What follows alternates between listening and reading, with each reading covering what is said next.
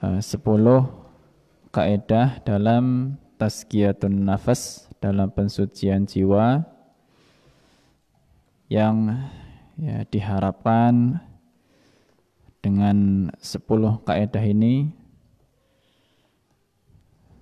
kita punya kesemangatan untuk membersihkan jiwa kita dari kotoran-kotoran yang berupa dosa-dosa baik yang kecil maupun yang besar, dan menyadari mungkin jika ada kesalahan-kesalahan yang tidak disadari bahwa itu adalah kesalahan. Ya. Karena mungkin saja seorang muslim itu melakukan dosa, tapi dia belum tahu bahwa itu dosa. Apa nek belum tahu bahwa itu dosa terus kena dosa? Ya, asalnya muslim ketika melakukan perbuatan dosa dan dia tidak tahu bahwa itu dosa, dia tidak berdosa. Ya, asalnya tidak berdosa. Tapi masalahnya jamaah yang dirahmati Allah Subhanahu wa taala, kadang-kadang perkara yang tidak disadari ini tetap punya efek negatif. Tetap punya efek negatif. Apalagi dosa-dosa yang kaitan atau kesalahan-kesalahan yang kaitan dengan hak orang lain. Meskipun tidak disadari atau mungkin tidak diketahui nah itu dosa, tapi tetap nanti efek negatifnya dirasakan oleh orang lain. Jadi seorang muslim punya kewajiban untuk menuntut ilmu. Ya, punya kewajiban untuk menuntut ilmu. Untuk tahu mana yang salah dan mana yang benar.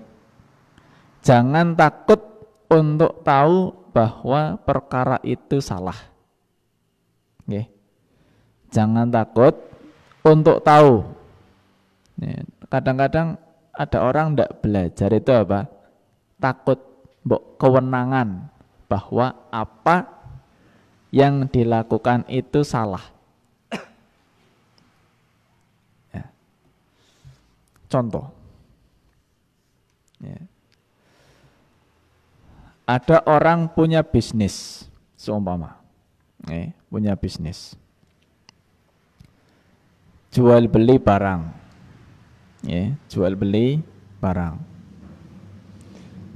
Dia tidak tahu bahwa barang yang diperjualbelikan itu hukumnya halal apa haram.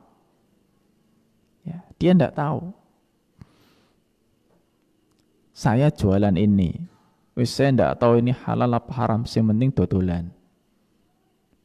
Ya ketone ya halal lah, ketone gitu ya.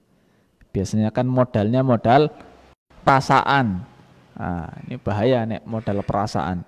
Perasaan ya ketone ya halal. Ya. Tapi tidak berani tanya. Ya. Tidak berani tanya Ustadz, nek dodolan niki hukumnya apa gitu. Kenapa tidak berani? Mbokane mongko dijawab haram malah repot. Ya. Akhirnya apa? Tidak tanya sekalian. Wis mending nyong orang ngerti, ya. Tinimbangane mongko malah ngerti haram, menggolet pegawaian maning malah angel. Betul nggak seperti itu?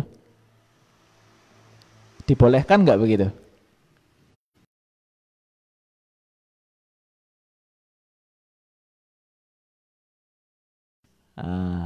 Dulu saya ditanya begitu, loh Tat, ya beneran ngerti ya Tat ya? Misalkan ada orang kerja di bank, dia nggak tahu nek kerja di sana itu riba, nggak ngerti nek kerja di sana itu dosa. Selama dia tidak tahu duitnya halal boleh dipakai, iya betul. Selama dia tidak tahu boleh saja duitnya dipakai. Dia tidak tahu, ya, ya mendingnya orang ngerti ya tadi ya. Ya, mending saya tidak tahu daripada saya tahu. Mending orang itu tidak tahu berarti. Ini. Saya pernah menyampaikan bahwa kita tidak dihukum karena kita tidak tahu. Ya.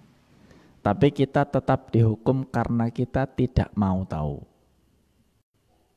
Ya, beda antara tidak tahu dengan tidak mau tahu. Kalau memang dia sudah berusaha untuk belajar, berusaha untuk mencari ilmu, tapi ilmu yang sampai, ilmu yang didapat, qadarullah mungkin belum banyak, tapi sudah berusaha untuk mencari ilmu. Ada ilmu-ilmu yang belum diketahui.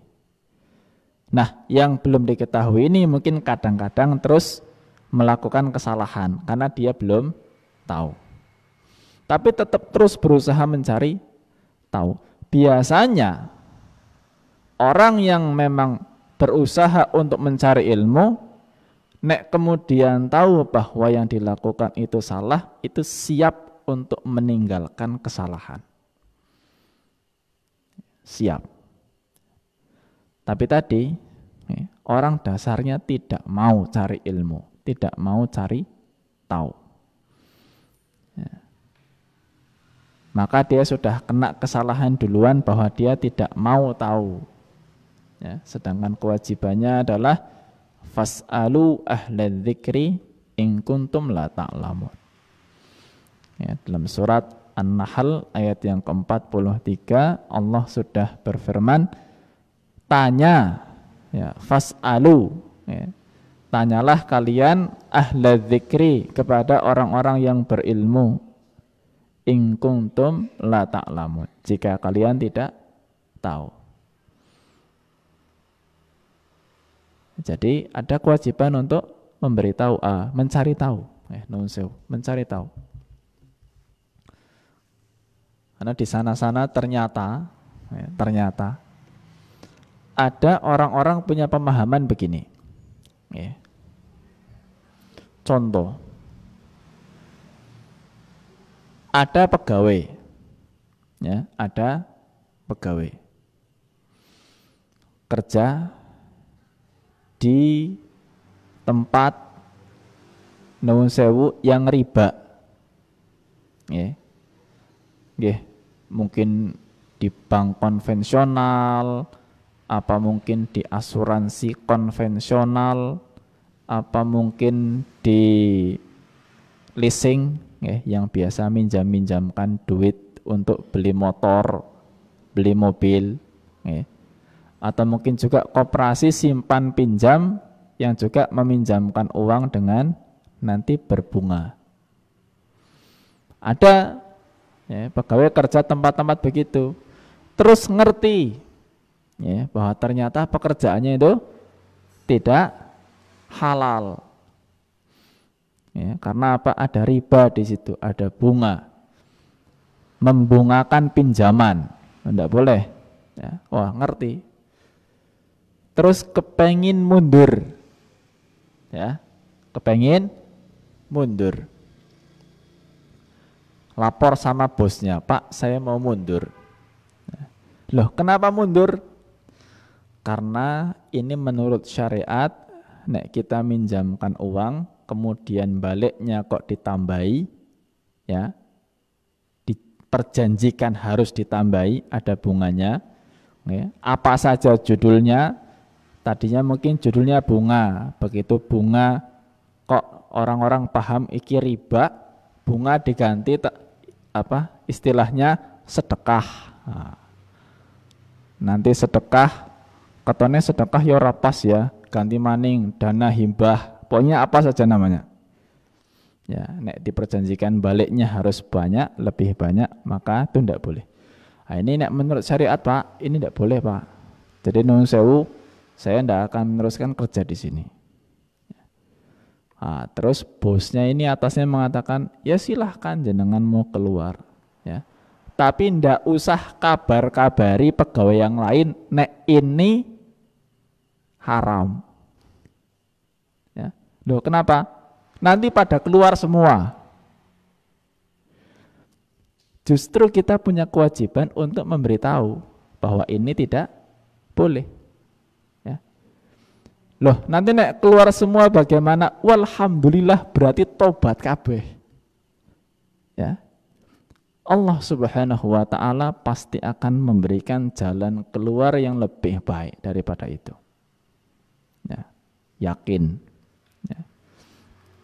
Man taraka syai'an lillah awallahullahu khairan minhu.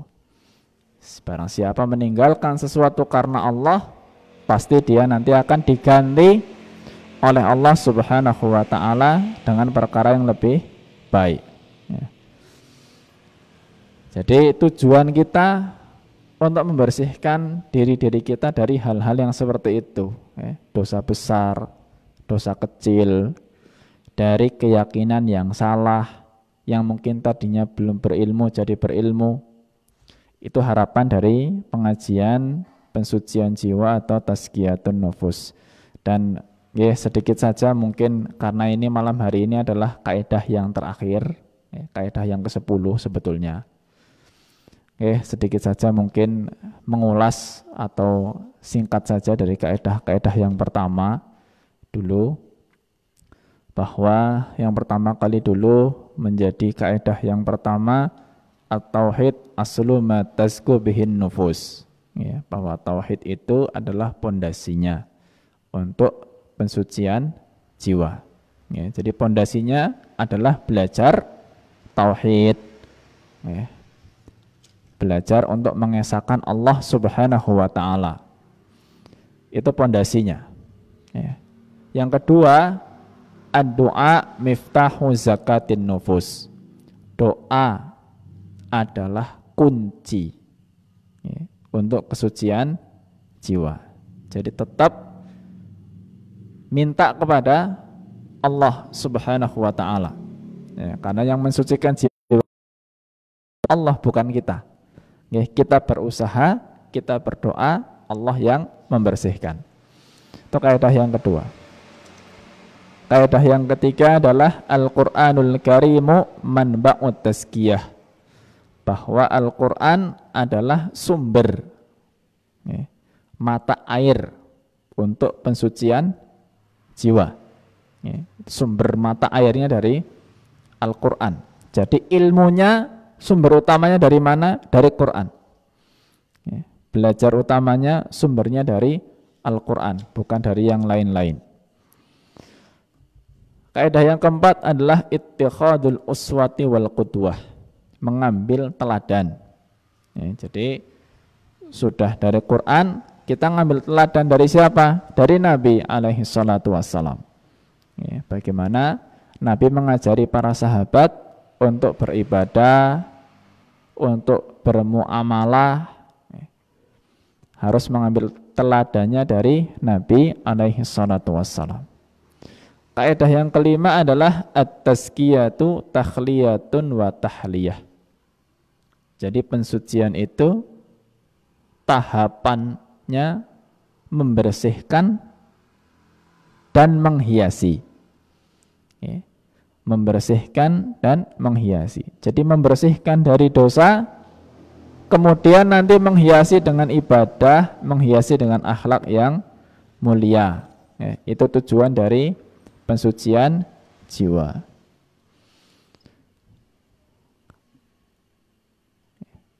Jadi membersihkan dan menghiasi. Yang keenam, menutup celah maksiat. Ya. Menutup celah maksiat. Jadi pintu-pintu maksiat harus berusaha untuk ditutup. Ya. Nah, kita tahu, ya, ada benda-benda yang kemudian membawa kita kepada kemaksiatan, buang. Ya. Yang ketujuh, mengingat kematian, ya, tadzakkur al-maut. mengingat kematian.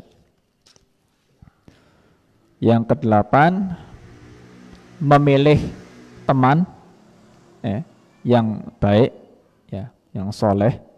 Nah, teman itu pengaruhnya luar biasa. Dan yang kesembilan adalah peringatan atau menjauhi ujub, atau takjub, berbangga kepada diri sendiri. Jadi menjauhi sikap ujub atau sikap berbangga kepada diri sendiri. Nah, itu 9 kaedah yang dulu sudah dilewati pembahasannya. Dan malam hari ini kaedah yang ke-10 dan ini yang terakhir insya Allah adalah ma'rifatun nafsi, mengenal jiwa. Mengenal jiwa. Maksudnya mengenal jiwa apa? Sebetulnya maksudnya adalah mengenal sifat-sifat jiwa. Jadi maksudnya di sini mengenal sifat-sifat jiwa. Karena jiwa manusia itu sifatnya macam-macam. Apa manfaat dan tujuan kita mengenal sifat-sifat jiwa ini? Jadi tujuannya dalam mengenal sifat-sifat jiwa ini adalah liyashulal li'tina'u biha wa ri'ayatuha wa mudawatuha minal afatil lati tatra'u 'alaiha. Tujuannya supaya mudah untuk memberikan perhatian dan pengobatan. Mudah untuk memberikan perhatian dan pengobatan terhadap penyakit-penyakit yang menyerang jiwa itu. Jadi ya sama sebetulnya dengan mengobati orang sakit. Dokter itu sebetulnya paring resep juga mesti akan melihat orangnya. Mungkin nuwun sewu untuk anak-anak jelas obatnya beda dengan orang dewasa, dosisnya jelas beda. Anak-anak belum bisa dikasih obat dosis tinggi, tapi yang dewasa ini karena sudah penyakitannya bolak-balik akhirnya dosis tinggi. Itu juga mesti nanti ditanya ada alergi obat apa, punya riwayat penyakit apa dulunya, mau nanti obatnya malah tidak cocok. Supaya pas obatnya maka harus dikenali dulu orangnya dan bagaimana badannya, punya riwayat apa. Obat jiwa juga seperti itu. Obat jiwa seperti itu. Cuma saya tidak tahu, ini pembahasan kaitan dari ilmu syar'i, karena tentu masalah pengobatan jiwa ada ilmu kedokterannya. Tapi saya tidak tahu masalah ilmu kedokteran kaitan dengan pengobatan jiwa. Ada kan dokter spesialis kejiwaan. Nah, itu biasanya prakteknya kebanyakan mungkin di rumah sakit Banyumas itu. Banyak di sana dokter spesialis kejiwaan. Nah, mungkin itu ilmunya beda. Ilmunya berbeda. Ini kita kaitan dengan kejiwaan, masalah-masalah berhubungan dengan dosa maksiat. Itu tujuannya untuk nanti pas memilihkan obat ataupun memilihkan cara perhatian yang tepat untuk jiwa itu bagaimana. Nah, jiwa itu sendiri mungkin sebagian kita sudah pernah mendengar. Para ulama membagi sifat jiwa itu ada 3. Sifat jiwa ada 3. Ada yang disebut tingkatan yang pertama yang paling tinggi adalah an-nafsul mutmainnah. An-nafsul mutmainnah adalah jiwa yang tenang. Jiwa yang tenang. Wah, ini nek sampai tingkatan ini Masya Allah. Jadi masalah-masalah duniawi itu wis ndak ada kuatir-kuatirnya. Ya. Mau hidup melarat, anak ndak bisa sekolah, ya. Mungkin makannya ndak pernah enak, tapi hatinya tenang aja. Ya, kenapa? Yang penting masih bisa beribadah kepada Allah Subhanahu wa taala. Ya, jadi jiwa yang tenang hiyallati tatma'annat bil iman wa dzikrillahi wa ibadatihi wa husnil iqbal. Ya. Jiwa yang tenang ini adalah jiwa yang selalu nyaman, ya. Karena apa? Karena ada keimanan, selalu berzikir kepada Allah, ya. Selalu beribadah kepada Allah, dan selalu menerima, ya. Jadi qanaah. Nah, jiwa yang tenang tadi, ya, sebabnya apa? Karena punya iman, ya, banyak zikir kepada Allah Subhanahu wa ta'ala, banyak beribadah, dan qanaah, ya, menerima apa saja yang Allah Subhanahu wa ta'ala berikan. Kenapa? Karena tujuan utamanya itu tidak cari dunia, ya. Tujuan utamanya tidak cari dunia. Yang penting tujuannya itu bisa untuk ibadah. Makan saja, makan. Itu sebetulnya kan pesan dari Nabi alaihi salatu wassalam, bihasbibni Adam luqaimatun yuqimna sulbahu. Ya. Makan, ya, kata Nabi alaihi salatu wassalam, cukup untuk seorang manusia itu sekedar untuk menegakkan tulangnya. Ya. Yang penting masih bisa ibadah. Ini ya begitu. Ya. Bisa ibadah, alhamdulillah. Jadi makan itu untuk menunjang ibadah. Jangan dibalik. Jangan ibadah untuk menunjang apa? Makan. Ada yang begitu? Ibadah malah untuk menunjang makan. Ya mungkin ada. Ya. Jadi pas laginya kepengen makan enak, banyak berdoa. Kepengen makan kenyang, banyak berdoa. Sudah dapat yang enak, sudah dapat yang kenyang, ngantuk malah tidak ibadah. Nah, mungkin terjadi begitu. Ya. Mencari perkara dunia itu untuk nunjang akhirat. Bukan mencari akhirat untuk nunjang dunia. Karena yang kebalik itu begitu. Ya. Jadi, nah ini waktu itu ada ustadz cerita.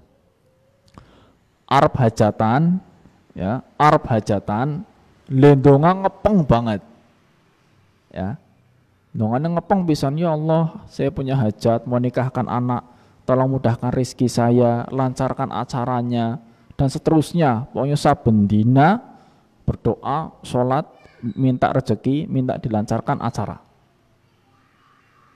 Begitu acara, ya, nabrak azan, Pak, sholat kok disit acaranya durung rampung. Pas lagi nih durung acara, sholatnya ora tau telat, ya, ngepeng banget. Begitu nih acara dilancarkan, rezeki dilancarkan, waktunya sholat ngobel lah, jamak ya ketanya kenambok. Waduh, repot.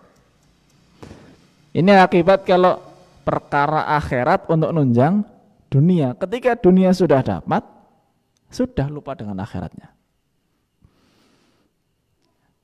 Tapi seharusnya dunianya untuk nunjang akhirat. Jadi sekedarnya saja. Nggak mikir yang namanya hajatan kudu rame-rame banget, ya, harus mewah. Enggak. Yang penting itu kan pengumuman. Nih, hajatan itu kan pengumuman. Sudah. Ya. Yang penting orang-orang tahu bahwa fulan dengan fulana sudah menikah. Selesai. Ya. Kenapa harus ada organ tunggal? Ya. Harus ada nyanyi-nyanyi. Ya. Baik, jiwa yang tenang. Ya. Dan inilah yang disebutkan oleh Allah Subhanahu wa ta'ala dalam surat Al-Fajr. Ya. Ayat dari mulai 27 sampai 30. Ya, 27 sampai 30 terakhir. Ya. Allah Subhanahu wa ta'ala berfirman, ya ayyatuhan nafsul mutmainnah, ya. Irji'i ila rabbiki radiyatan mardiyah fadkhuli fi ibadi wadkhuli jannati. Ya. Jadi ya ayyatuhan nafsul mutmainnah, wahai jiwa yang tenang, ya. Irji'i ila rabbiki radiyatan mardiyah, kembalilah kepada Rabbmu, kepada Tuhanmu, radiyatan, ya, dengan hati yang puas, ya. Mardiyah, diridhoi oleh Allah Subhanahu wa ta'ala. Fadkhuli fi ibadi, ya. Jadi masuklah ke dalam golongan hambaku, bareng dengan hamba-hamba Allah yang soleh, wadkhuli jannati, dan masuklah surgaku. Nah, ini jiwa yang tenang. Jadi tidak begitu khawatir dengan masalah-masalah dunia, karena yang penting untuk dia itu adalah bisa ibadah. Ya, yang penting bisa ibadah. Baik. Yang kedua, sifat jiwa, tingkatan yang kedua adalah an-nafsul lawwamah. Ya, istilahnya an-nafsul lawwamah. Tadi an-nafsul mutmainnah, yang sekarang an-nafsul lawwamah. Nafsul lawwamah artinya adalah jiwa yang selalu menyesal. Ya, jiwa yang selalu menyesal. Menyesal kenapa? Wahiyallati talumu sahibaha ala fa'lihil khata' wa taqsirihi fil wajibi au tafritihi fit ta'ah. Ya, jadi ini adalah jiwa, ya, yang menyesal. Kenapa? Karena banyak melakukan kesalahan, ya, jadi melakukan dosa atau meremehkan kewajiban, ya, atau juga tidak terlalu taat, ya, tidak terlalu taat. Ini tingkatan yang kedua, ya. Jadi menyadari nek dia dosanya itu banyak, ya, dan berkali-kali dilakukan, wis ngerti salah beleni mani, ya. Sudah tahu salah nanti diulang lagi terus menyesal. Ya.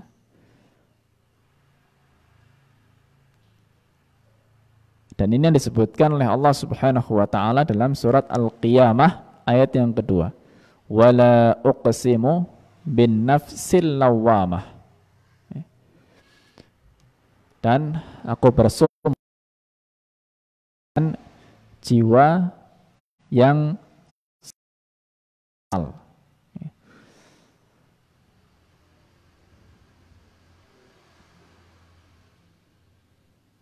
jadi ini sebetulnya di bawah yang mutmainnah tadi, tapi ini masih mending karena ini tingkatan yang kedua, tingkatan yang kedua dalam artian begini, dia melakukan banyak dosa, ya dia sadarnya itu dosa. Kadang-kadang orang itu kenapa?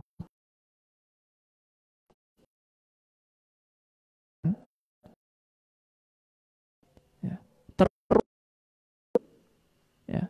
Ada orang-orang yang bolak-balik bertanya, Ustadz, saya sudah berusaha meninggalkan dosa ini, tapi kok nggak bisa-bisa.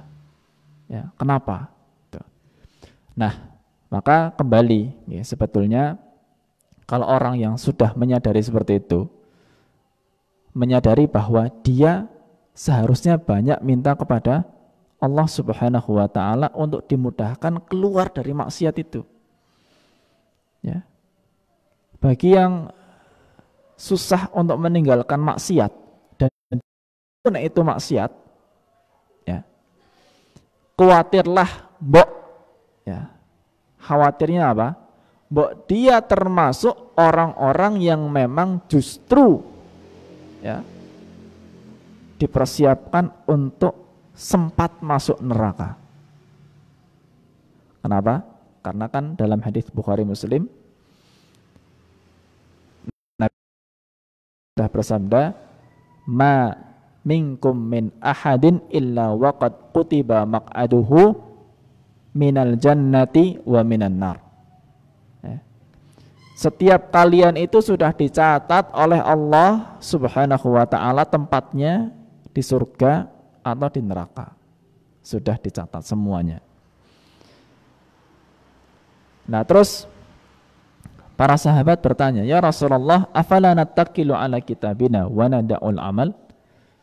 Wahai Rasulullah, kalau begitu ya sudah, kita pasrah saja sama catatan amal itu.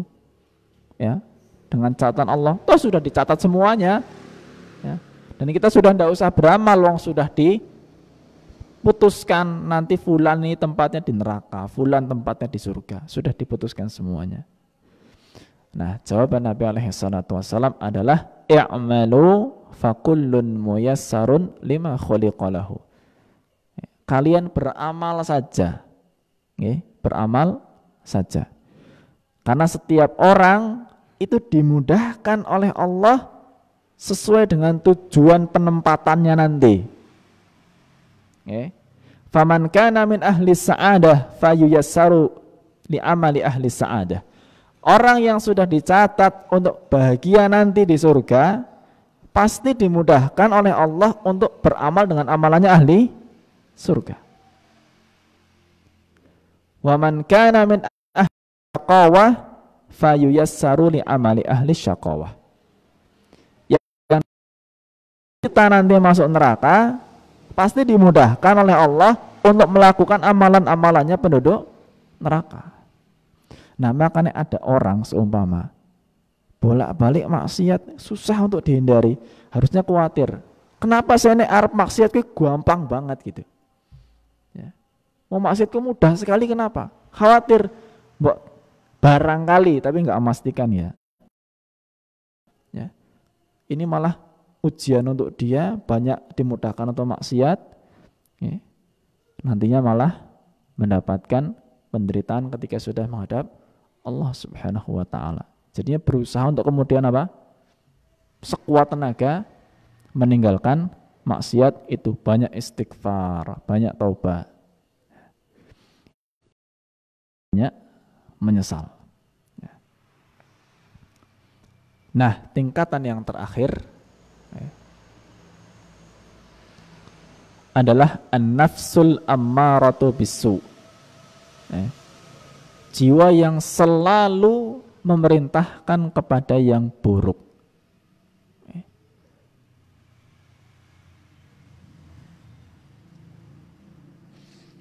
Wah, ini yang bahaya ini. Jadi orang didorong untuk melakukan dosa, tahu itu dosa, tapi tidak merasa berdosa. Nah, ini yang paling repot.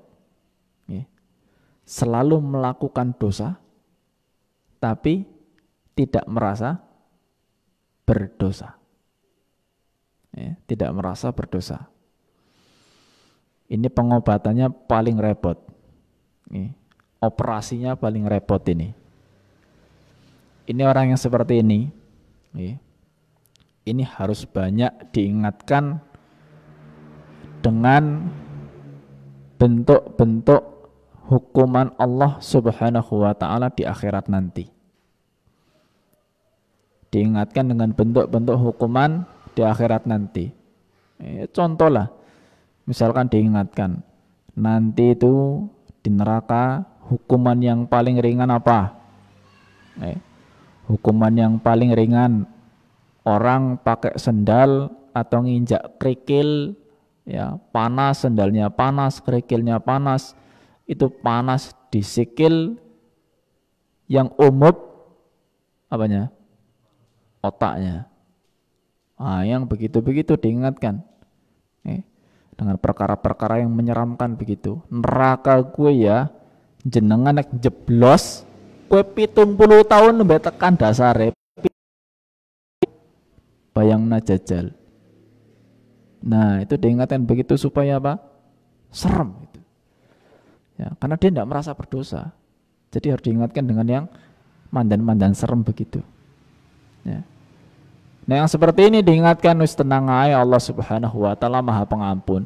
Dosa besar selama bukan syirik itu bisa diampuni oleh Allah Subhanahu wa taala. Ya, repot. Ya. Nah, ini jiwa yang selalu memerintahkan kepada yang buruk, yang jelek, ya. Allah Subhanahu wa taala sebutkan dalam surat Yusuf ayat yang ke-53, ya. Jadi innan nafsa la'maratun bisu illa ma rahima rabbi. Ya, sungguhnya jiwa itu sungguh memerintahkan kepada yang jelek kecuali apa-apa yang Allah rahmati.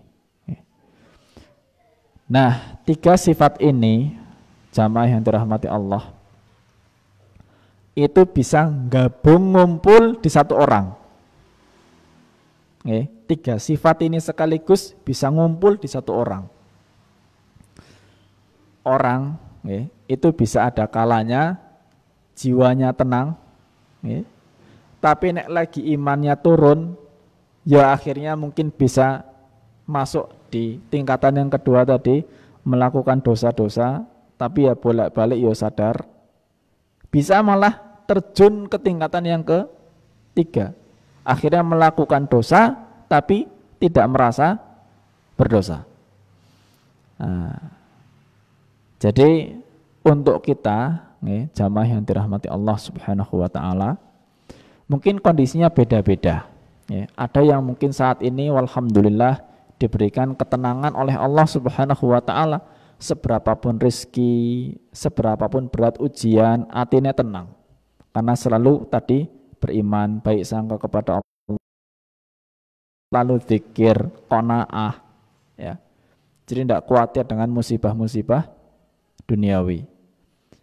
Ada juga yang mungkin tadi digambarkan bolak-balik dosa, susah sekali untuk keluar dari dosa, padahal dia sadarnya itu dosa besar misalkan. Nah, ada juga mungkin yang kondisinya yang parah, mudah-mudahan tidak ada. Yang kondisinya parah ya biasanya nggak ngaji.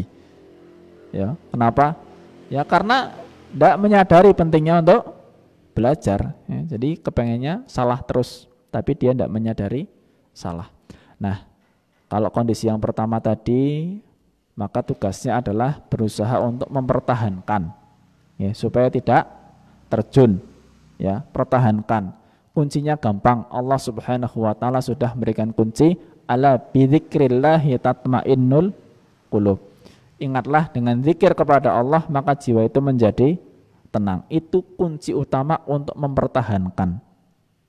Kunci utama untuk mempertahankan. Bagi yang tadi tingkatan yang kedua, yang banyak melakukan maksiat, kepengen keluar dari maksiat nggak bisa-bisa, maka kunci utamanya banyak memohon kepada Allah Subhanahu wa taala supaya dimudahkan keluar dari maksiat itu. Tidak ada yang mudah kecuali bagi yang dimudahkan oleh Allah Subhanahu wa taala. Nah, kalau yang ketiga ini tadi selain harus banyak diberikan ancaman-ancaman, maka dia membutuhkan doa dari sesama kaum muslimin. Ya. Selain mendengarkan ancaman-ancaman tadi, dan dia mungkin tidak mencari, tapi harus dicarikan. Harus dicarikan. Kecuali jika Allah Subhanahu wa taala memberikan hidayah. Mungkin nemu saudara, nemu tetangga, nemu teman yang masih bermaksiat terus tapi enggak sadar-sadar, ya.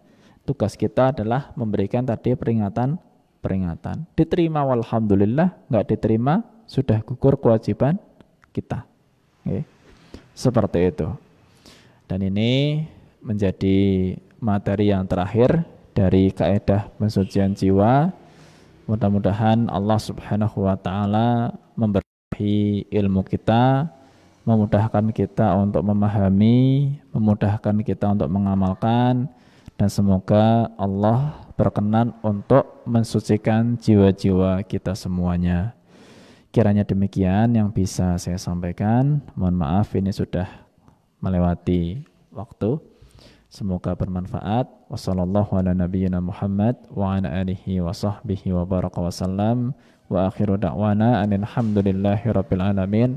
Subhanakallahumma wa bihamdika asyhadu an la ilaha illa anta astaghfiruka wa atubu ilaik. Billahi taufiq wal hidayah. Wassalamualaikum warahmatullahi wabarakatuh.